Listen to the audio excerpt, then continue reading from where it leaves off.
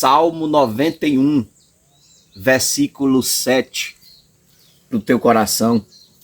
1000 cairão ao teu lado, 10.000 cairão à tua direita, mas tu não será atingido. Confia em Deus, porque Deus vai te guardar de toda emboscada, de toda preparação do mal, de todo projeto maligno. Tudo que está fazendo em oculto para te derrubar, Deus vai cancelar o mal contra você, contra seus filhos, glória, contra a tua casa, contra teu trabalho, contra a tua família.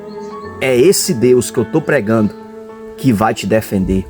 E se você acredita, diga: eu tomo posse no coração daquilo que Deus me disse.